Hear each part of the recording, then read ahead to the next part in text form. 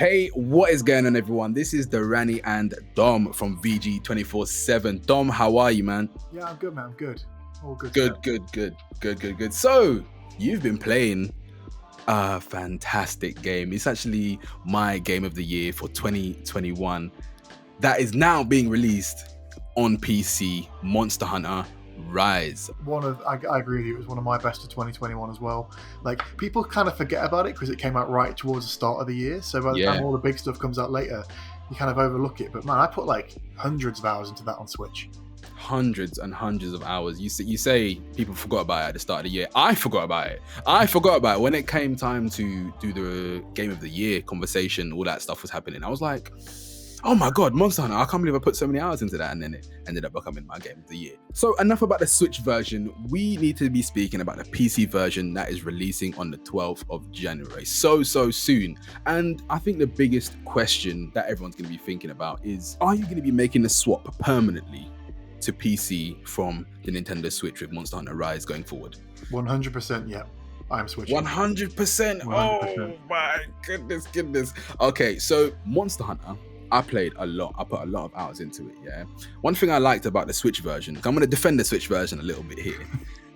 I know I said enough about the Switch, but the Switch version, one thing I really liked is the gathering missions. Like with the missions that are like super low, like low intensity, you can just sort of do them in bed, on the toilet, when you're outside in the garden. You just gathering like little things here and there, right? I think that was like one thing where it benefited. I think in the bigger fights, especially towards some of the late game monsters, playing it handheld, I don't know who's playing it handheld, but if you played it handheld in those intense fights, your hand is cramping up. Yeah, 100%. Easily. If you didn't play that with a pro controller, I don't know, you're missing out. Why are you making the Switch? What are the biggest selling points to you, and what are your initial thoughts and impressions of the PC version? It's like you're saying there. There's the initially it's the kind of the discomfort of playing it on Switch. I was playing it docked a lot, but I did do some of the gathering bits, or if I needed like one more dragon plate to get the massive sword that I wanted, I could just sit in bed and just kind of grind out the fights. That was nice on the Switch, but doing some of those fights, like in my review I mentioned the Magnamalo one, the new cover monster for Rise. It was impressive on the Switch, but doing it at uncapped frame rate in like high res and seeing that beast, like seeing the light glint off it as it's like scale shitter and like it rolls over and stuff, and you can see its shadows casting under you when it's leaping at you. All that stuff, you realize how good this game is and how tight the animations are and how good the hitboxes are and things like that. It works okay on Switch, but when you get to see it in its full glory, really, it's I don't know, to be cheesy and an awful anime nerd, it kind of feels like when Goku goes like Super Saiyan for the first time, you know, and you can see like it's like, oh, this is what it looked like before, but now. Yes. Don't worry, I love an anime reference, so don't worry. I love an anime reference, and I feel like that's enough of a reason to make the Switch. To be honest, I'm a person who I play PC mainly. If the option was there at the start for Switch and PC for Monster Hunter Rise, I definitely would have gotten it on PC 100%. So because I'm a big nerd of high refresh rates and high frame rates and that high resolution, and I don't think people understand how much of a difference it makes, because like especially with like you see a lot of the PlayStation exclusives from PS4 being upgraded to PS5, and when you play it, you're like, oh my goodness, what is this? This looks incredible. And of course you can play the Monster Hunter Rise demo on PC now on Steam if you want to give it a try for yourself before you buy. But you'll see, if you've played it on Switch, you'll see the difference is night and day. Yeah, it's night and day. Like, I think I'm fairly new to PC gaming myself. I only picked up a chunky, powerful gaming laptop towards the end of last year. So this is like my first game that I'm really putting significant amount of time into on PC for a long time.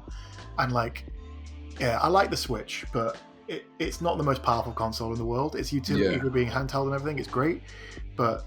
And, you know, also, like, Monster Hunter is a social game. For a lot of people, it's a social game. You go and do four-person hunts, take things down with your mates. The fact that the Switch version doesn't have, like, voice chat built in feels a bit remiss from Nintendo's point of view there. So being able to actually, like, effortlessly squad and buddy up with mates on PC and then go and, like, take down stuff without having to set up, like, a party through Xbox Live, which is what I did on the Switch version. Yeah. Wow. Yeah. It's convoluted, but it felt like the best chance we had, you know? Yeah. So, Sorry, hold on. You were on the Nintendo Switch, but you were speaking to your friends in a party on Xbox Live chat. Yeah. No way. Like, the Switch app isn't that good, is it? You got it. It's horrible. Stuff. Yeah, exactly. At least with the Xbox One, you've got the good monitoring and stuff, and you can set all the settings and that. The downside of that is the amount of times that we're in the middle of a fight and then we lost contact because the Xbox has gone to sleep. Oh my god! Yeah, so I can imagine. Set all our settings and stuff. But on the PC, you don't have to deal with any of that. It's just all there, innately part of the system. You can just jump into a chat in a group and hunt effortlessly. Also, the matchmaking, I've not done an awful lot of it, but it seems to be a bit quicker and better. But that's because all of Nintendo's matchmaking stuff is built on like Fisher-Price software. What's making it hard to switch is, and the reason I'm putting so much time into it now, is because I'm going to lose a save data with like 120, 200 hours, whatever it is in it on the Switch. And that's like, we're hunting exactly where I want them. All the skills unlocked, got like the best of the best weapons for the way I play. I play Sword and Shield for what it's worth. And all the monsters unlocked and like beaten and stuff, and so it's going to be hard to say goodbye to that. But man, like coming towards like the next expansion later in the year, I just can't. I can't go back to Switch after playing like this. It's like the PS4 to PS5 analogy is great. I couldn't now go back and play God of War on PS4. Now that I played it on PS5, it would just be such a step back, and it feels exactly the same with this. Yeah, I agree. One thing though, because I've always said this, with Monster Hunter, so you played Sword and Shield. There's 14 weapons in this game, right? And you said you spent 150 plus hours with Sword and Shield. A lot of people won't know this with Monster Hunter, but every weapon is like playing a completely different game. Yeah, if you might know Monster Hunter on your main weapon, like for you is Sword and Shield. I'm a hammer bro. Nice. I'm a hammer bro and a bow bro, and they play completely different. You have to approach every single fight different. And then, for example, if you think that you can just, because you have the materials to craft like a high-end weapon that's not one of your main weapons. So for me, for example, it feels like the insect glaive. And I tried to go and fight one of the end game monsters, I would get my ass kicked. Even though I can kill this monster with hammer and bow. With insect glaive, you need to relearn everything. Every single animation, your timing, you need to relearn absolutely everything. So in that sense, I say that to say, if I were to start again on PC, but with a different weapon, I feel like it might not feel too bad, if that makes sense. Yeah, that is true. You know what? I tried this as well, because I played Glaive on the last few Monster Hunters when it was first introduced, and since then, and I picked up Sword and Shield for Rise. And when I went back into it on PC to play again, I did start doing it with the Great Sword, but it's slow and it's heavy and it's not how I like to play. Sword and Shield is fast and choppy, and you get right in there and block all the attacks and stuff. It's great. It makes you feel really involved. So I did start experimenting with other weapons, and when I was playing in the first few missions with the sword, I was like, I've got to think these fights completely differently now. I can't get in up close like I used to. I've got to go here. I've got a time for when the monster's coming up and then try and bash its head on its charging. Yep. You're a fighting game fan, right? It feels like a fighting game to me. It feels like if you go and try and main, like I play King and Tekken, it feels like trying to pick up Horang or something. Like it's a fundamentally completely different game at that point. Yep. See, and that's such a good comparison. Any game where you can like main something, so you can think of like all of the hero shooters that are out, you have to approach it completely different, and it's the same with Monster Hunter. It is really the same. What else? What other thoughts do you have with the PC version? So another thing that's good, the PC version launches, I think it's like version 3.4.1 on Switch, which means that we get now, if you pick it up and buy it now, you basically get a complete game. So if you played the Switch version when it came out, you didn't really get an ending. The game kind of came to this like, ooh, and what happens next? ... And you had to wait maybe I think 3 months for the actual ending to come out. So if you go and jump in now, you get the full experience. If you liked Monster Hunter World on the consoles and PC before, and you want a new experience, it's got a few more bells and whistles, but not quite as much like depth and breadth of content as World did, because it was quite intimidating, I think, World. Rise is a really nice, easy way in, and it's now a completely full game with loads of different bits of DLC in there, just to kind of like really show you the Monster Hunter world in a approachable way that I think World didn't have. So yeah, Rise is, with all the DLC and stuff, this complete version of the game. What's the word? I guess definitive. You use this is the definitive version of Rise. Which is a shame, because I like how Capcom were putting out like almost seasonal content for it. Like, here's what you're gonna get a month later, 2 months later, 3 months later. But come into it now, 12 months down the line, you've just got this complete package that's just ready to go. And that, I think for a lot of people, that's quite a good sell. You know, you don't have to wait for anything else to come. You've got the full base game right here. Yeah, and I think it's fair to say, like, me personally, actually, I'm not gonna lump all of the Monster Hunter community into this, but the story for Monster Hunter, I couldn't care less what's really going on in the story. I want to kill the biggest, baddest monsters that they can throw at me with the best gear and the best armor, the best weapons, the best trinkets, the best charms. That's the stuff. I love the grind. Yeah, I love the grind of it. That's a lot of people don't like grindy games, but this it feels satisfying, you know, when you finally get that piece or that part to drop. It's like, yes, finally I can continue, I can proceed. And you said that the game wasn't complete, but still 100+ hours easily. I think it is a shame that there is no cross save. I think it is a shame, but it's no biggie. I think, like I say, if you approach it like treating it like a new game, doing a new experience, like, because even when you unlock so the way Monster Hunter works, you have low rank and high rank, and you can go from like low rank 1, 2, 3, 4, 5, whatever, to high rank 1, 2, 3, 4. And you don't always have to do the same missions to do that. You can kind of pick and choose which ones you want to do to unlock the next rank.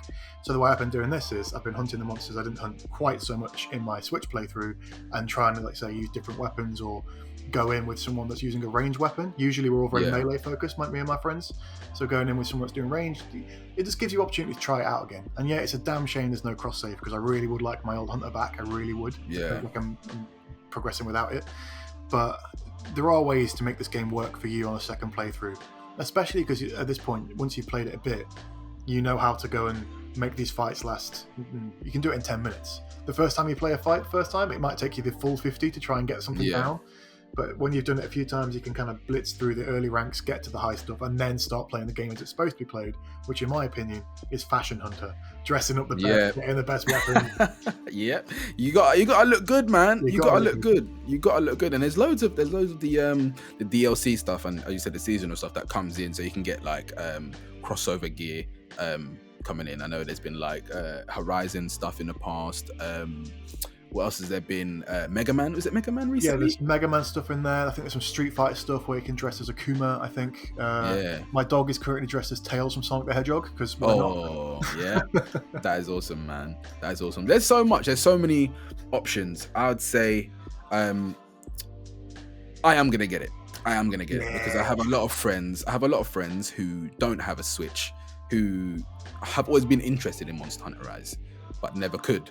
And I think it'd be nice to sort of play with them and sort of Sherpa them through some of the early missions and just see. I just wanna feel like I'm helping my friends, you know. I just wanna be that Sherpa and help them. So yeah, I will get it, and I will put some time into it. And of course, Sunbreak, a big expansion, is coming. I'm still in two minds if I'm gonna get Sunbreak on Switch or PC.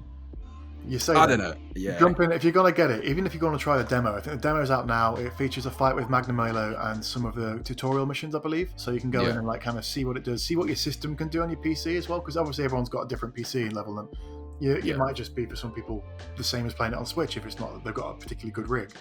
But it's the system specs aren't particularly high. You can make this game look real good on a cheaper machine, and I think give that a go and see where you stand then. Because I thought I can't let my friends go. I can't let this hunter that I put all this time into, I can't let go. And then I was playing it on PC. I was like, nah, I'm never gonna pick myself up. God, I'm off. Fuck them guys, man. I'm playing with them guys no more. I'm done. Nah. I think it's great. I think the best thing to close this out is more people can experience Monster Hunter. Yeah. More people can experience Monster Hunter, and that's always better. The more the merrier. The community is going to grow sizably with its release on PC, and I can't wait to see some of the mods that end up happening. The mods are hilarious, some of them. If you want to see Fashion Hunter, go and check out Monster Hunter World's mods. People have modded it to the high heavens. There's just mods for days for absolutely everything as well. I'm looking forward to taking down the Elder Dragon that's been modded to look like Thomas Tank Engine, you know. Why is it always Thomas Tank Engine when it comes to Capcom games, man? They did the same thing in Resident Evil as well. So any last final thoughts No, I think it's pretty much covered it. You mentioned Sunbreak there. That's coming out in summer. We don't know an awful lot about that yet, but Monster Hunter expansions tend to be pretty big. Like Iceborne with World, it was basically a whole new game, like sewn onto the end of it. So just if anyone is going to pick this up and looking at it, it's worth bearing in mind that this is where you're going to want your save file for the next Monster Hunter game, effectively, to go. And that for me is going to be on PC because, like I say, just the bells and whistles that are coming with it. I can't, in good conscience, go back to Switch and do this. So yeah. And I'm now got a countdown on for Sunbreak. It's got no actual release date yet, but I've got like alerts on my YouTube, like every time it's uploaded, show me something. Come on, show anything. Just please give me some hype. Give me something. Okay, so yeah, I think if you've listened to this conversation, you the viewer, and you want to know about what Monster Hunter is as a game, there is a review up on of the Switch version on VG247. Check the channel. If you want to read the written version, go to VG247.com. I think this conversation was more geared towards people who understand what Monster Hunter is, but definitely check out the review. It is a fantastic game. It is challenging, I will say. If you don't have patience, if you feel like you don't have the tenacity to push through certain challenges, if you want a more cozy game, Monster Hunter might not be for you, if I'm honest, but check it out. It is a game where it is incredibly satisfying to feel the progression. You're gonna get knocked down a lot of the time, but there's so many guides, there's so much information out there. Every part of the game has been broken down for you to understand, so don't be too intimidated. And you can do it with your friends as well. Your friends, the power of friendship makes the game so much easier. Makes the game so much easier when you're not being focused all the time. And you can ride cute Palamutes and well, only the Palamutes. The Palicos are also there as well. But amazing game. Fucking fantastic. Yeah. My name is Dorrani from VG247, and this is Dom from VG247 as well. Thanks for listening, guys. Peace out.